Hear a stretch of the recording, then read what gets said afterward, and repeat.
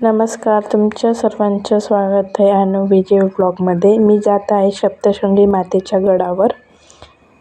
तर बघा, मी ते पोचलेले आहे. इथे खूप सारे दुकान आहे जे की प्रसादासाठी, देवीच्या ओटीसाठी इथे सर्व सामान मिळते. बघू शकता तुम्ही. तिथे गेल्यावर आम्ही सगळ्यात पहिले म्हसोबाचे दर्शन घेतले.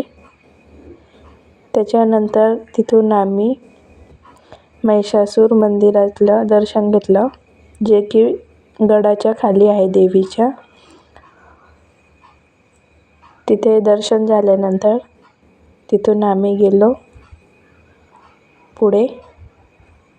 त्यानंतर बघू शकता तुम्ही दीपमाळचे दर्शन घेतले, जे की मंदिराच्या पायथ्याशी आहे.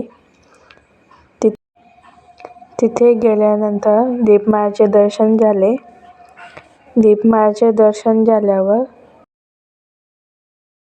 मी गेले होते नवरदेव नवरीसोबत दर्शनाला तिथे. तर नवरदेवने नवरीला उचलून घेतले 5 सीड्या चढण्यासाठी.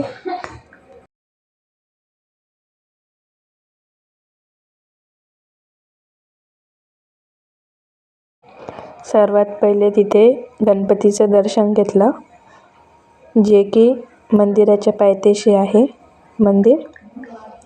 गणपतीचं दर्शन झाल्यावर तिथून आम्ही परत पुढे निघालो पुढच्या दर्शनासाठी.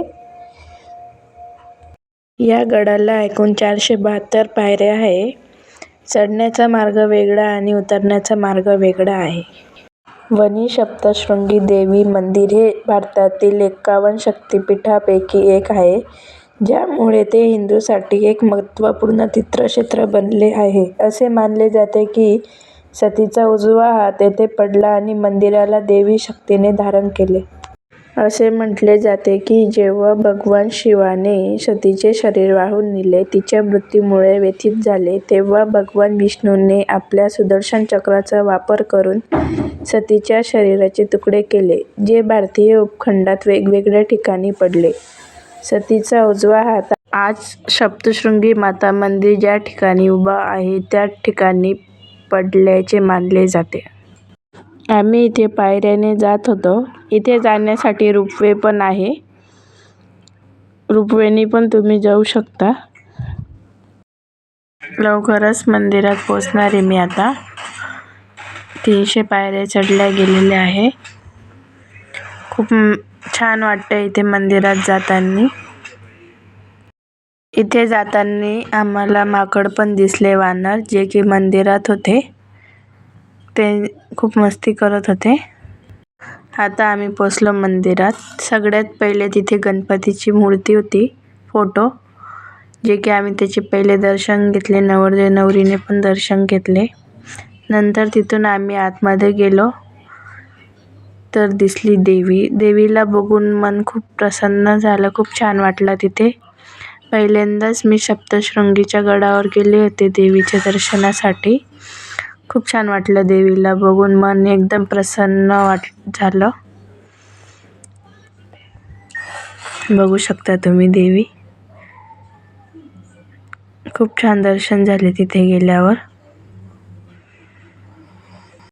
देवीची मूर्ती 9 फूट उंचीची आहे. ही मूर्ती शेंदुराने लिपलेली आहे. येथे देवी सप्तशृंगीने प्रत्येक हातामध्ये वेगवेगळी आयुधे धारण केलेली आहेत. देवीला 11 वार पैठणी शालू प्रकाराची साडी लागते व चोळीला 3 वार खण लागतात. डोक्यावर सोन्याचा मुकुट, कर्णफुले, नथ आहेत. तसेच गळ्यात मंगळसूत्र आणि पुतळ्याचे गाठलेले आहे. कमरपट्टा, पायात तोडे असे अलंकार देवीच्या अंगावर घालण्यात येतात. पहाटे 5 वाजता सप्तशृंगी देवीचे मंदिर उघडते. सकाळी 6 वाजता देवीची काकड आरती होते. 8 वाजता देवीच्या महापूजेला सुरुवात होते. सायंकाळी 7:30 वाजता सेज आरती होते व मंदिराचे दरवाजे बंद होतात. खूप छान असं आमचं दर्शन झालं. सगळे खूप गर्दी होती तिथे. सगळे भक्त आलेले होते देवीचे. दर्शन झाल्यावर आम्ही तिथून बाहेरच्या दरवाजाने बाहेर निघालो. बाहेर गेल्यावर तिथे आम्ही बाहेर दर्शन घेतले. आणि घरी येण्याच्या मार्गाने निघालो. खूप छान दर्शन झालं. तिथे माकड पण होते. त्यानंतर आम्ही तिथे गेलो भोजनालयामध्ये. भोजनालयामध्ये गेल्यावर तिथे सर्वात पहिले सप्तशृंगी देवीचं मूर्ती होते.